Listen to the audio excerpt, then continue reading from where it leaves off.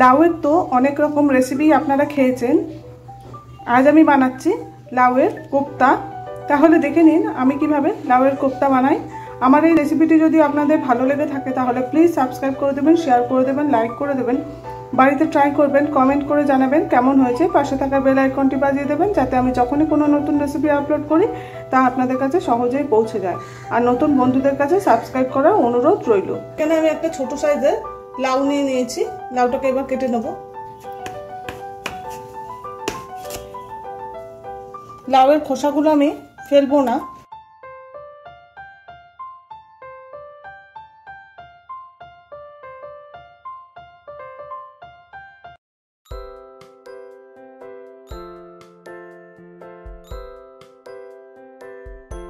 এরকম ভাবেই আমি সবগুলো খোসা ছাড়িয়ে নেব।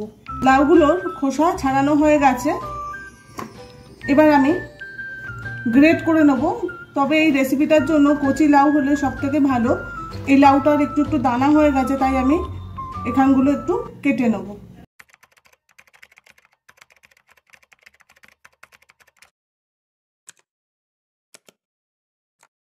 পুরো দানাগুলোকে এইভাবে বার করে নিয়েছি।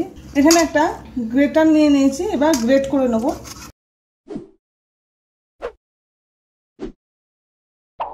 সমস্তটাই এইভাবে গ্রেট করে নেব। সমস্ত লাউটা গ্রেট করা হয়ে গেছে, দেখুন একদম পাতলা পাতলা করে গ্রেট করা হয়েছে। নুন দিয়ে দিলাম, ভালো করে মিশিয়ে নিচ্ছি।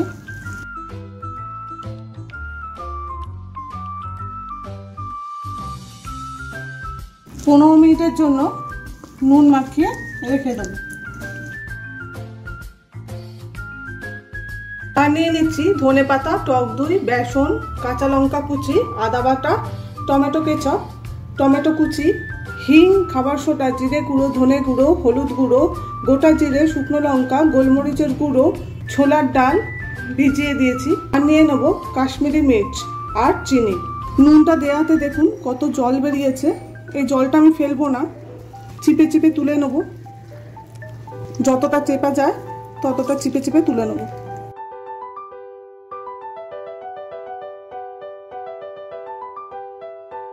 দেখুন কত জল বেরোচ্ছে।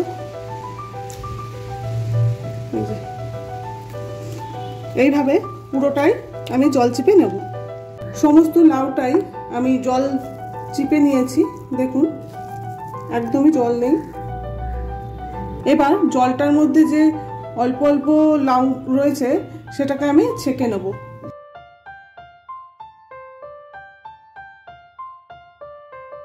লাউয়ের আসল গুণাগুণটাই এই জলটার মধ্যে রয়েছে।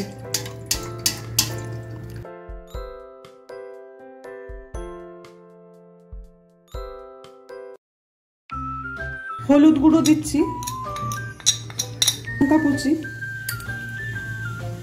আদা বাটা, পাতা কুচি, ছোলার ডাল যেটা ভিজিয়ে রেখেছিলাম সেটা দিয়ে দিচ্ছি। ভেজানো ছোলার ডাল দিলে খেতে আরো ভালো লাগবে। বেসন দিচ্ছি, মেখে নেব। এর মধ্যে আমি আর নুন দেবো না, যেহেতু আগে থেকে নুন দিয়ে আমি ভিজিয়ে রেখেছিলাম।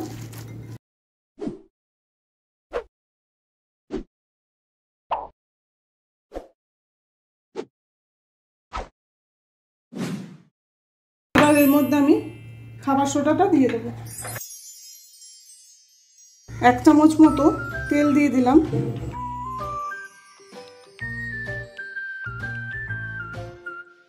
হয়ে গেছে মাখাটা। কড়াইটা গরম হয়ে গেছে, সাদা তেল দিয়ে দিচ্ছি ভাজবার জন্য। তেলটা গরম হয়ে গেছে, এবার তেলের মধ্যে ছেড়ে দেবো।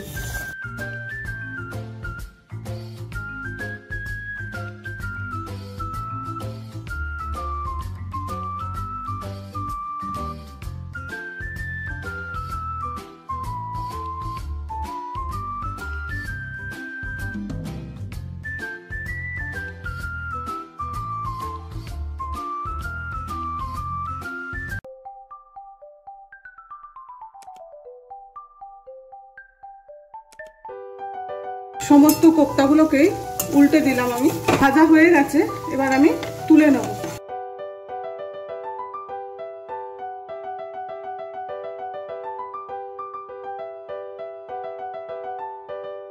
এখানে একটা মশলা তৈরি করে নেব। দইয়ের মধ্যে আমি জিরের গুঁড়ো, ধনের গুঁড়ো, হলুদের গুঁড়ো,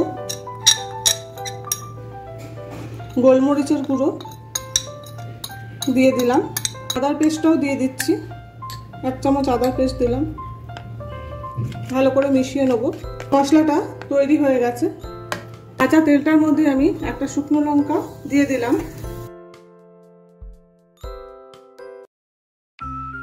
হিং আর জিরাটা দিয়ে দিচ্ছি।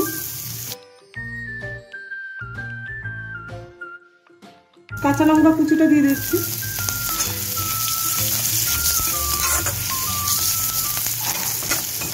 ঝালটা আপনারা আপনাদের স্বাদ অনুযায়ী দেবেন। টমেটো কুচিটা দিয়ে দিচ্ছি।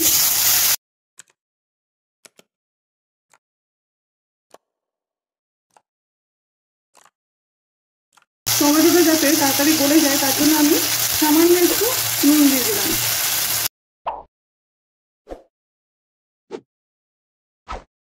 টমেটোটা পুরোপুরি গলে গেছে।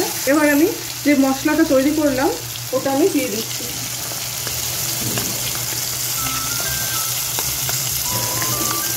এই মশলার বাটিতে আমি সামান্য জল দিয়ে সেই জলটা দিয়ে দেবো।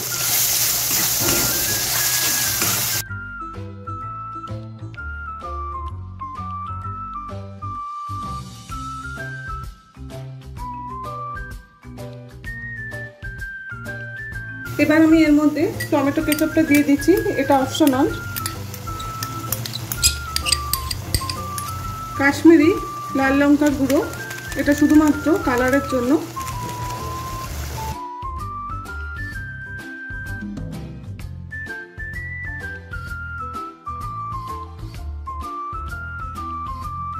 চিনি দিয়ে দিচ্ছি।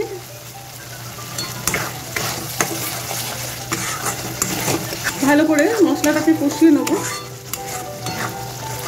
দেখুন কি সুন্দর কালারটা এসছে, আর চারপাশ দিয়ে তেলও বেরোতে শুরু করে দিয়েছে।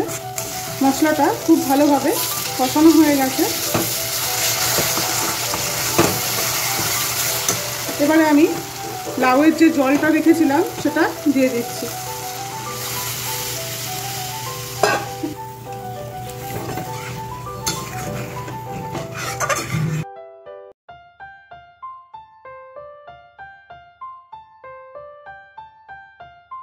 ঝোলটাকে ফুটতে দেবো।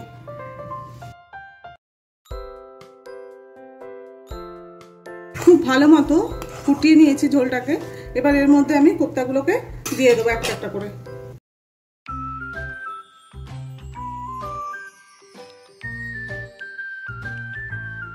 কোপ্তাগুলোকে দিয়েও আমি 2 মিনিট ফুটিয়ে নেব।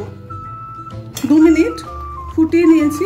এবার এর মধ্যে আমি ধনেপাতা কুচিটা দিয়ে দেবো।